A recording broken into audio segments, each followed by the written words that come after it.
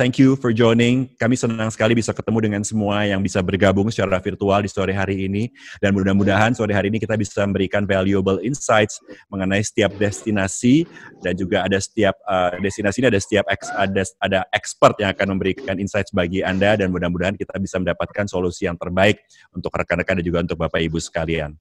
Oke, untuk yang first round, saya ingin persilahkan kepada Miss Aryani Mawardi untuk menjelaskan secara general yang mengenai hal-hal yang sangat penting yang diketahui, yaitu misalnya mengenai budgetnya nih Miss, kemudian mengenai destinasinya, dan mengenai oportunitas untuk bisa mendapatkan pekerjaan di luar negeri. Nah itu seperti apa? Saya persilakan Miss Aryani Mawardi. Terima kasih Mas Uli. Izinkan saya untuk sharing slide mengenai ini ya. Jadi pada saat saya bicara mungkin kalau dilihat gambarnya jadi lebih mudah untuk dicerna. Saya juga mohon maaf mematikan video biar mungkin secara bandwidth juga lebih baik nanti. Oke, saya izin share screen. Apakah sudah bisa dilihat? Oke ya. Oke, saya mulai. Ini adalah gambaran singkat. Ininya nggak panjang-panjang slides-nya. Tapi mudah-mudahan bisa buat suplemen dan bisa membantu agar lebih jelas lagi mengenai program-program pathway kami. Jadi saya mulai dengan slide pertama ini saya ambil dari websitenya HSBC. Ini sebenarnya adalah survei yang diberikan kepada para orang tua, dan ini Indonesia khususnya, gitu ya. Jadi kenapa sih sebenarnya para parents di Indonesia ini mengirimkan siswanya untuk berangkat ke luar negeri? Jadi yang pertama ada di kedengaran ya tadi ya? Oke, sorry, tadi ada suara masuk agak gede. Yang pertama adalah foreign language, 64%. Kemudian yang kedua, 61% adalah international experience. Kemudian yang ketiga, gaining independence. Ini penting sekali ya, terutama untuk orang tua yang merasa anaknya mungkin di Indonesia karena kita punya segala macam ya, ada mbak, ada yang bantu kanan kiri, mama papa bangunin setiap pagi gitu. Jadi independence-nya ini juga dirasa dengan mengirimkan siswanya atau anaknya ke luar negeri itu akan didapat. Kemudian confidence, karena sudah luar negeri, sudah hidup sendiri, semuanya harus serba menyelesaikan masalah sendiri, sehingga confidence itu juga otomatis akan naik. Dan kemudian untuk negara-negara yang menjadi top destination untuk student-student di Indonesia ini saat ini, yaitu ada Australia, Amerika, dan Inggris dengan persentasenya 46%, 35%, dan 32%. Kemudian saya juga mau bicara sedikit atau sharing sedikit mengenai kenapa sih sebenarnya apa ya gitu ya bedanya. Karena jujur kalau kita belajar matematika di sini, di luar negeri kayaknya sama aja ya, 1 + 1 2 gitu. Belajar biologi juga sama aja, kayaknya matanya nggak berubah kan tempatnya.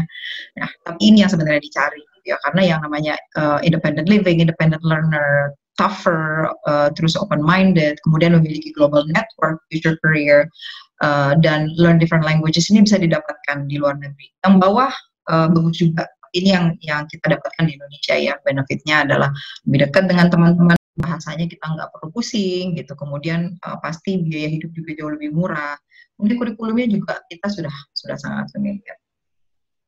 Nah ini adalah yang tadi disebutkan, ada 3, kemudian ada tambahan lagi kalau saya boleh tambah ya, di Singapura dan di Malaysia, karena ini growing di Asia sekarang, terutama di kedua negara ini, karena memang nggak terlalu jauh, dan mungkin pertimbangan buat orang tua juga tidak perlu visa gitu ya, anaknya kalau mau pulang weekend juga nggak terlalu sulit. Nah, ini adalah struktur dan comparison-nya dari university di 5 negara ini. Yang pertama Australia itu kurang lebih 3-4 tahun, tergantung nanti ambilnya jurusan apa. Kalau bisnis biasanya itu 3 tahun, untuk engineering itu biasanya 4 tahun. Kemudian jumlah universitasnya juga lumayan, nggak sebanyak di Indonesia mungkin ya. Ada 43 universitas dan hampir semuanya di finance oleh pemerintah. Kemudian mereka ada yang namanya Group of 8, Dan Australian Technology Network ini bukan teknologi ini ya, jadi maksudnya adalah universitas baru yang menggunakan kurikulum yang sangat berbasiskan dengan industri. Untuk aplikasinya dapat langsung atau melalui pathway program seperti kami, nanti akan saya jelaskan sedikit. Yang kedua adalah mengenai Amerika, itu 4 tahun, jadi sama seperti di Indonesia, durasinya 4 tahun.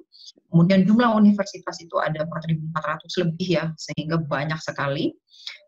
Dan ini dibagi menjadi private dan public university. Jadi seperti di Indonesia, public sama swasta. Gitu ya.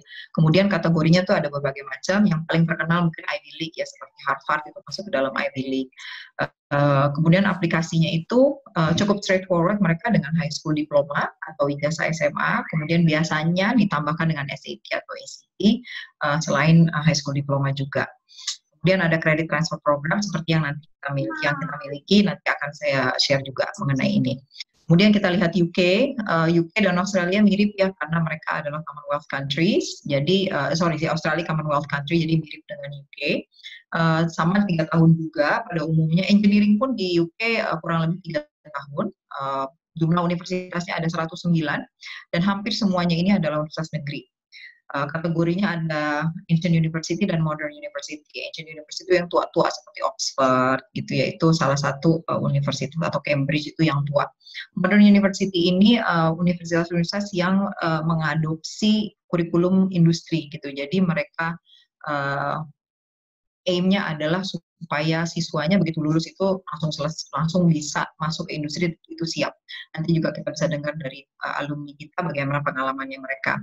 Pendaftarannya melalui portal atau sistem namanya UCAS, dan biasanya diperlukan personal statement yang harus dikarang sama anaknya. Kemudian kita lihat Singapura ini 2-4 tahun, tergantung dari mereka kerjasama dengan siapa biasanya.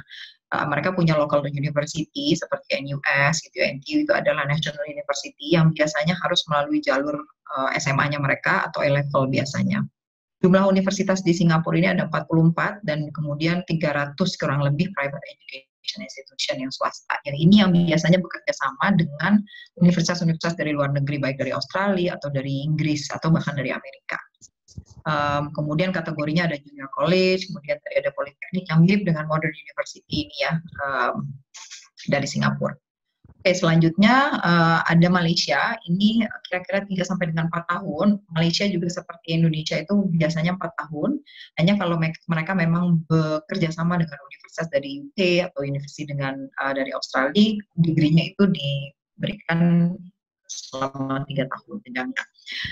Jumlah universitasnya ada 20 yang public, dan yang private ada kira-kira 53, dan yang lainnya higher education institution. Jadi bukan bentuk universitas, tapi mereka mungkin memberikan degree dari UK, dari US, atau dari Australia bisa juga.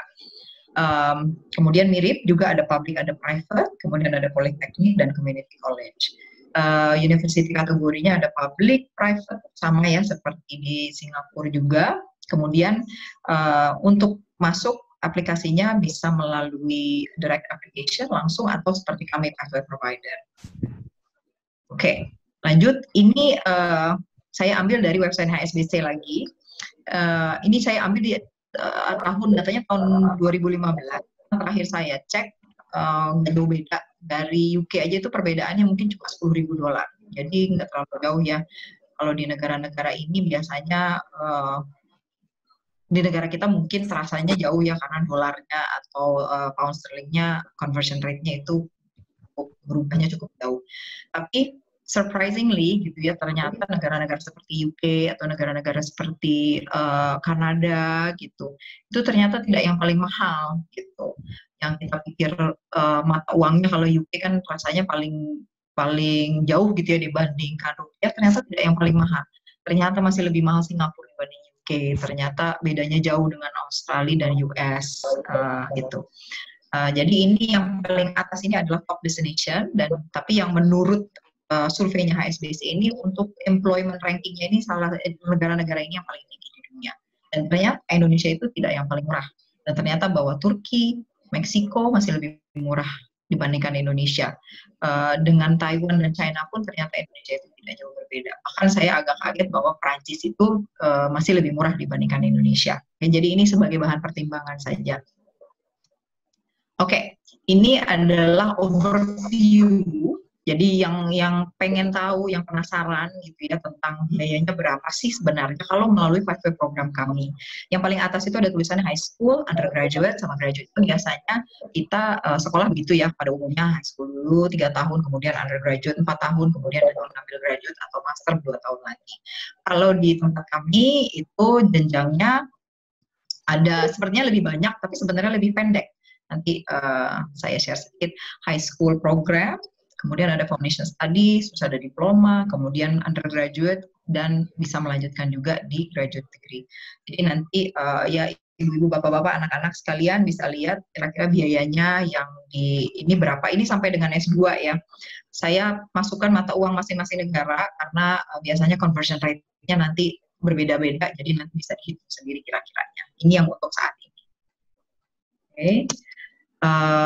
Kemudian ini adalah pathway kami. Jadi saya terangkan sedikit, ini agak mudah-mudahan nggak terlalu menjelimet melihatnya. Jadi kami menerima siswa dari lulusan SMP untuk masuk ke high school program kita sebutnya.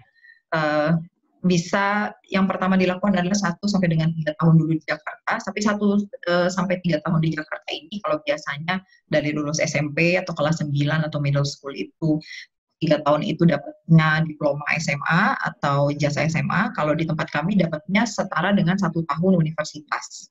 Jadi nanti begitu melanjutkan tahun keempat, sebenarnya ini adalah masuk tahun kedua di negara-negara tujuan. Kalau ke yang bagian bawah ya.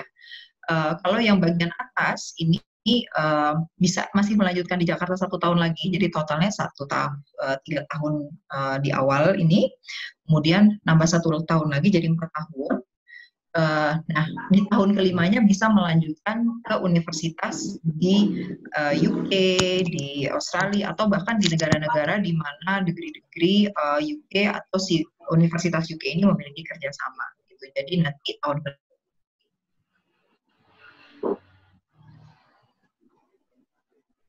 kelimanya ini dapat bachelor. Jadi kalau kita sampai 5 tahun, sangat pendek ya. Kemudian ini adalah kurikulum yang kami pakai. Yang pertama Edexcel. Edexcel ini memberikan sertifikat SMA setara dengan kelas 11. Kemudian Edexcel ini juga adalah kurikulum pemerintah UK. Jadi siswa-siswa di UK pun mengambil ujian yang sama. Kita yang versi internasionalnya aja. Kemudian kita juga kerjasama dengan UNSW Global. Kita sudah kerjasama dengan University of New South Wales ini sudah lama sekali ya, sudah 25 tahun. Dari sini foundation kurikulum kita di Australia, di universitas-universitas di Australia itu masuk tahun pertama. Dan ini UNSW termasuk salah satu universitas terbaik di dunia, top 50, dan juga di Australia salah satu universitas terbaik, dan dia adalah member Group of 8. Group of 8 itu 8 universitas terbaik di Australia. Kemudian kita juga kerjasama dengan UTS InSearch. Jadi tahun pertama universitas itu dapat dilakukan di Indonesia atau di Jakarta, kemudian nanti masuk tahun kedua di Australia. Kemudian yang selanjutnya ada BTEC. BTEC ini adalah diploma yang setara dengan 2 tahun universitas, sehingga nanti begitu masuk ke universitas di UK itu masuk tahun ketiga, dan enaknya kalau di UK itu karena hanya 3 tahun masuknya ke final year. Kemudian dari Taylor's College juga Taylor's University, kita juga ada kerjasama American Degree Transfer Program.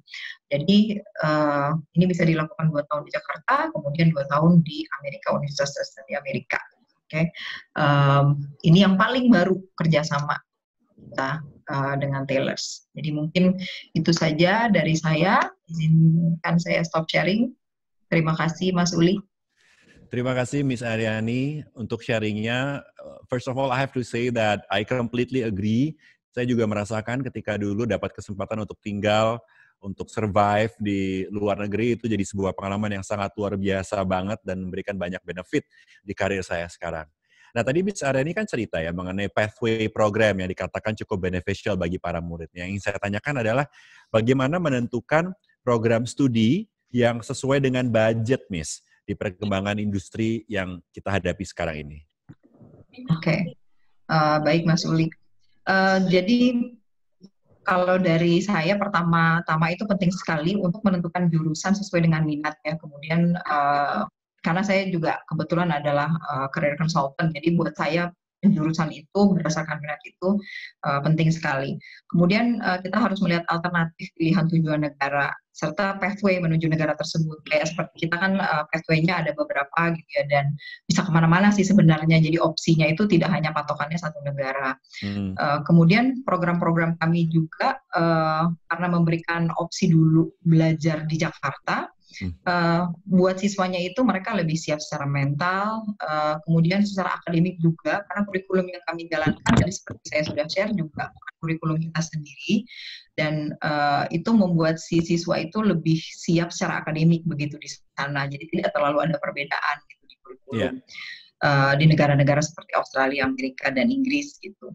Kemudian otomatis juga biaya hidup juga jauh lebih murah, baik dari uang sekolah maupun karena tinggal di rumah gitu, jadinya nggak ada keluar biaya untuk tinggal di apartemen dan lain-lain. Kemudian siswa dan orang tua ya juga dapat memilih itu belajar 1 tahun dulu di Jakarta gitu, misalnya yang lulus SMA gitu ya, atau 2 tahun dulu di Jakarta, baru nanti ke universitas di luar negeri. Jadi secara budget itu juga lebih firm, dan kalaupun misalnya mau ganti program di Jakarta, asal masih di dalam program kita itu sebenarnya, walaupun kita nggak rekomendasikan ya karena nanti lama-lama, itu masih lebih enak gitu dilakukannya di sini. Kemudian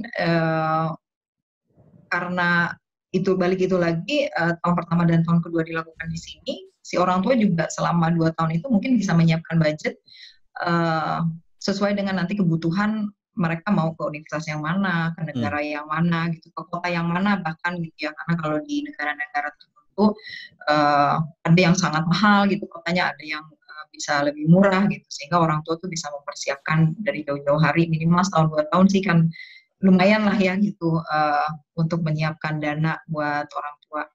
Kemudian hal terakhir yang saya juga mau sampaikan tadi, dengan perkembangan industri, universitas di luar negeri ini sangat dekat gitu hubungannya dengan industri, dan mereka juga memakai kurikulum berbasis industri.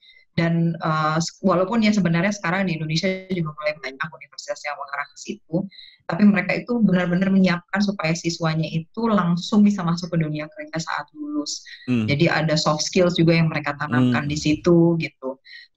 Dan selama belajar di sini juga, yang saya mau tambahkan sedikit lagi juga adalah kita bantu dari awal sampai dengan pengurusan visa bahkan. Jadi akomodasi itu kita bantu, kemudian pilihan-pilihan si orang tua gitu ya, si anak itu kita buka sebanyak-banyak, sehingga selama mereka belajar di sini 2 tahun itu benar-benar firm gitu Mas, kalau sebelum berangkat ke sana saya mau kemana, biayanya berapa, universitas apa aja yang bisa jadi tujuan dari kurikulum ini, bisa kemana aja gitu kira-kira.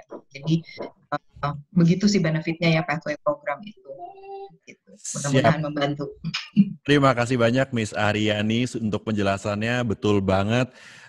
Dengan berbagai penjelasan yang sangat clear ini, memang pathway program sangat menarik dan memang gak banyak yang tahu tadinya bahwa sebetulnya kuliah di luar negeri itu mudah dan gak mahal juga kalau kita tahu jalur pendidikan yang dimasuki. Oke, terima kasih sekali lagi untuk Miss Aryani untuk gambaran secara luas.